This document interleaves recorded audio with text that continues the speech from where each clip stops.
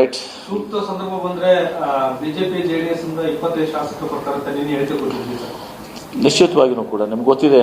ಈಗಾಗಲೇ ಯತ್ನಾಳ್ ಅವರು ಯಾವುದಕ್ಕೆ ರಿಯಾಕ್ಷನ್ ಮಾಡಿ ಯತ್ನಾಳ್ ಅವರು 60 ಶಾಸಕರು ಕಾಂಗ್ರೆಸ್ನಿಂದ BJP ಬರ್ತಾರೆ ಅಂತ ಹೇಳಿ ಒಂದು ಬಾಲಿಶ ಹೇಳಿಕೆಯನ್ನು ಕೊಟ್ಟಿದ್ರು. ನಾನು ಅವಾಗ ಹೇಳಿದೆ, ನಿಮ್ಗೆ ಗೊತ್ತಿದೆ BJPಯಿಂದ ಯಾರ್ಯಾರು ನಮ್ಮ ಜೊತೆ ಗುರುತಿಸ್ಕೊಂಡಿದ್ದಾರೆ, ಎಲ್ಲ ಮಾಧ್ಯಮ ನಿಮ್ಗೂ ಗೊತ್ತಿದೆ. BJPನಿಂದ ಕೆಲವು ಜನ ಶಾಸಕರು ನಮ್ಮ ಹತ್ರ ಬರ್ತಾ ಇದ್ದಾರೆ, ಬರಲಿಕ್ಕೆ ಇಚ್ಛೆ ಪಡಿಸಿದ್ದಾರೆ. ನಾವೇನು ಆಪರೇಷನ್ ಹಸ್ತ ಮಾಡ್ತಾ ಇಲ್ಲ.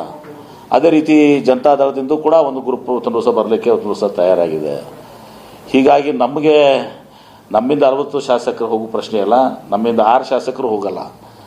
ಆದರೆ BJP ಮತ್ತು JDSನಿಂದ 25 ಶಾಸಕರು ಬರ್ತಾರೆ ಅಂತ ನಾನು ಹೇಳಿದ್ದೇನೆ. ಬರ್ತಾರೆ ಅವರು ಸೂಕ್ತ ಸಂದರ್ಭದಲ್ಲಿ. ಸೂಕ್ತ ಸಂದರ್ಭ ಅಂದ್ರೆ ಯಾವಾಗ ಬರಬಹುದು ಅದು ನೋಡೋಣ ಅಂತೇಳಿ ಮುಹೂರ್ತ ಕೂಡ ಬರಬೇಕಲ್ಲ. ಬಿಜೆಪಿಯಲ್ಲಿ ಒಳಬೇಕು ಜಾಸ್ತಿ ಆಗ್ತದೆ ಸರ್.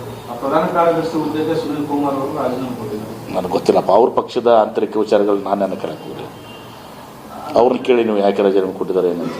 ಪದೇ ಪದೇ ಕಾಂಗ್ರೆಸ್ ಸರ್ಕಾರ ಬೀಳುತ್ತೆ ಅಂತಾರೆ ಸರ್, ಅವ್ರಲ್ಲಿ ಸರಿ ಅದೇ ಅವರಲ್ಲಿ ಏನಾಗಿದೆ ಅಂತೆಲ್ಲ ಗೊತ್ತಿದ್ದಾರೆ. ಎಲ್ಲರೂ ನೀವು ನೋಡ್ತಾ ಇದ್ದೀರಿ. ವಿಜೇಂದ್ರ, ಯತ್ನಾಳು, ರಮೇಶ್ ಜಾರಕಿಹೊಳಿ ಈಗ ಒಬ್ರಿಗೊಬ್ರು ಏಕವಚನದಿಂದ ಮಾತಾಡ್ತಾ ಇದ್ದಾರೆ. ಆಮೇಲೆ ವಿಜೇಂದ್ರ ಅವ್ರು ಹೇಳ್ತಾರೆ ಸಿದ್ದರಾಮಯ್ಯ ಅವರು ಕುರ್ಚಿ ಅಳಿಗಾಡ್ತಾ ಇದೆ ಅಂತ. ವಿಜೇಂದ್ರ ಅವ್ರ ಕುರ್ಚಿ ಅಳಿಗಾಡ್ತಾ ಇದೆ, ಒಂದೇ ಕಾಲ ಮೇಲೆ ನಿಂತಿದೆ. 3 ಕಾಲಗಳು ಹೋಗಿದಾವೆ ಈಗಾಗಲೇ. ಅವ್ರ ಸ್ಥಾನವನ್ನು ಅವ್ರು ಮೊದಲು ಭದ್ರ ಪಡ್ಕೊಳಕ್ಕೆ ಹೇಳ್ರಿ. ನಮ್ಮ ಬಗ್ಗೆ ಚಿಂತೆ ಮಾಡೋಕ್ಕೆ ನಮ್ಮಲ್ಲೆಲ್ಲರೂ ಕೂಡ ನಾವು ಒಕ್ಕಟ್ಟಾಗಿದ್ದೀವಿ. ಎಲ್ಲವೂ ಕೂಡ ಸರಿಯಾಗಿದೆ. ಮುಖ್ಯಮಂತ್ರಿಗಳು, ಉಪಮುಖ್ಯಮಂತ್ರಿಗಳು ಎಲ್ಲರೂ ನಾವು ಒಕ್ಕಟ್ಟಾಗಿದ್ದೀವಿ. ನಮ್ಮ ಸರ್ಕಾರ 5 ವರ್ಷ ಪೂರೈಸ್ತದೆ. ತದನಂತರ ಮತ್ತೆ ನಾವು 2028 ಚುನಾವಣೆಯಲ್ಲಿ ಮತ್ತೆ ಅಧಿಕಾರಕ್ಕೆ ಬರ್ತೀವಿ. ನಿಮ್ಮ AICC ಅಧ್ಯಕ್ಷರು ಹೇಳಿದ್ದಾರೆ ಸರ್, ಮೊನ್ನೆ ಎಲ್ಲ ಬಾಯಿ ಮುಚ್ಕೊಂಡಿರ್ಬೇಕು ಅಂತ. ಪಕ್ಷದ ಶಿಸ್ತಿನ ವಿಚಾರದಾಗ ಹೇಳ್ತಾರೆ. ಏನೇ ಚರ್ಚೆ ಆಗಿದ್ರೆ 4 ಗೋಡೆ ಮಧ್ಯೆ ಆಗಬೇಕು, ನೀವು ಯಾಕೆ ಮಧ್ಯಮಕ್ಕೆ ಹೋಗ್ತೀರಿ, ಹಿಂಗೆ ಕೆಲವೊಂದು ವಿಚಾರಗಳಿರ್ತವೆ.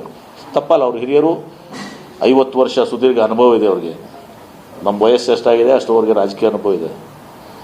ಹೀಗಾಗಿ ಹಿರಿಯರು ಏನು ಹೇಳ್ತಾರೆ, ಅವ್ರು ಹೇಳುವಂಥ ಹಕ್ಕಿದೆ AICC ಅಧ್ಯಕ್ಷರು. ಸರ್, AICC ಅಧ್ಯಕ್ಷರು ಅಷ್ಟು ಕಠಿಣ ಪದವನ್ನು ಬಳಸುವವರೆಗೆ ರಾಜ್ಯ ಸರ್ಕಾರದ ಸಚಿವರುಗಳಿಗೆ ನಾವು ಏನ್ ಮಾತಾಡಬೇಕು, ಏನ್ ಮಾತಾಡಬಹುದು ಗೊತ್ತಿರಲಿಲ್ಲ. ಗೊತ್ತಿದೆ. ಇವತ್ತಿನ ದಿವಸ ಪ್ರಜಾಪ್ರಭುತ್ವ, ಇವತ್ತಿನ ದಿವಸ ಯಾವುದೋ ಒಂದು ಕಾರಣಕ್ಕೆ ಹೇಳಿರ್ತಾರೆ. ಮಾಧ್ಯಮದವರು ನೀವೇನೋ ಊಟಕ್ಕೆ ಹೋಗಿದ್ದನ್ನ ಬೇರೆ ರೀತಿಯಿಂದ ಸೃಷ್ಟಿ ಮಾಡಿರ್ತೀರಿ. ನಾವು ಸೃಷ್ಟಿ ಮಾಡಿಲ್ಲ.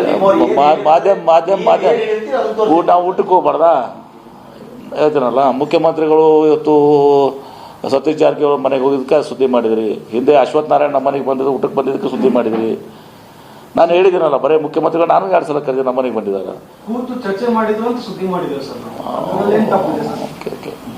ನೇರವಾಗಿ ಸತೀಶ್ ಜಾರಕಿಹೊಳಿ ಹೇಳಿದ್ರು ಅಧ್ಯಕ್ಷ ಬದಲಾವಣೆ ಆಗಬೇಕು. ಅವರು ಸತೀಶ್ ಜಾರಕಿಹೊಳಿ ಯಾವ ಅರ್ಥದಿಂದ ಹೇಳಿದ್ದಾರೆ ಇವತ್ತು? ಅಧ್ಯಕ್ಷ ಬದಲಾವಣೆ ಆಗಬೇಕಂತ ಬೇರೆ ಬೇರೆ ಅರ್ಥ ಐತಿ ಸರ್. ಅಧ್ಯಕ್ಷ ಬದಲಾವಣೆ ಆಗಲ್ಲ. ಅವ್ರು ಹೇಳುವಂತ ಅವ್ರದ್ದು ಒಂದು ವೈಯಕ್ತಿಕ ಆ್ಯಂಗಲ್ ಏನು ಅಂದರೆ, ಇವತ್ತು ಅದು DK ಶಿವಕುಮಾರ್ ಅವರು ಉಪಮುಖ್ಯಮಂತ್ರಿ ಆಗಿದ್ದಾರೆ, ಬೆಂಗಳೂರು ಡೆವಲಪ್ಮೆಂಟ್ ಮಂತ್ರಿ ಇದ್ದಾರೆ, ವಾಟರ್ ರಿಸೋರ್ಸ್ ಮಂತ್ರಿ ಇದ್ದಾರೆ. ಭಾಳ ಒಳ್ಳೆ ಕೆಲಸನೂ ಕೂಡ ಅವ್ರು ಮಾಡಿದ್ದಾರೆ. ನಮ್ಮ ಶಿವಕುಮಾರ್ ಅವರು ಇವತ್ತು ದಿವಸ ಈ ಪಕ್ಷ ಅಧಿಕಾರಕ್ಕೆ ಬರಲಿಕ್ಕೆ KPCC ಅಧ್ಯಕ್ಷರಾಗಿ ಭಾಳ ಶ್ರಮನೂ ಕೂಡ ವಹಿಸಿದ್ದಾರೆ. ಈಗ ಅವ್ರಿಗೆ ಬಿನ್ ಓವರ್ಲೇಟೆಡ್ ಒಂದು ಫುಲ್ ಟೈಮ್ ಆಗಿ ಇದು ಮಾಡಬೇಕು ಅಂತ ತಮ್ಮ ವೈಯಕ್ತಿಕ ಅಭಿಪ್ರಾಯವನ್ನು ಹೇಳಿದ್ದಾರೆ. ಅದೆಲ್ಲವನ್ನೂ ಹೈಕಮಾಂಡ್ ನಿರ್ಧಾರ ಮಾಡಿ, ನಮ್ಮ ಕೈಯಲ್ಲಿ ಯಾರ ಕಡೆಯೂ ಇಲ್ಲ. ಸತೀಶ್ ಜಾರಕಿಹೊಳಿ ಅವ್ರ ಕಡೆಯೂ ಇಲ್ಲ, MP ಪಾಟೀಲ್ ಕಡೆ ಇಲ್ಲ, ಪರಮೇಶ್ವರ್ ಅವ್ರ ಕಡೆ ಯಾರ ಕಡೆಯೂ ಇಲ್ಲ. ಹೈಕಮಾಂಡ್ ಅಂತಿಮ. ಹೈಕಮಾಂಡ್ ಇವತ್ತು ದಿವಸ ಸೂಕ್ತ ಸಂದರ್ಭದಲ್ಲಿ ಅವು ಯಾವಾಗ ಏನೇನು ಮಾಡಬೇಕು ಅದನ್ನು ಮಾಡ್ತಾರೆ.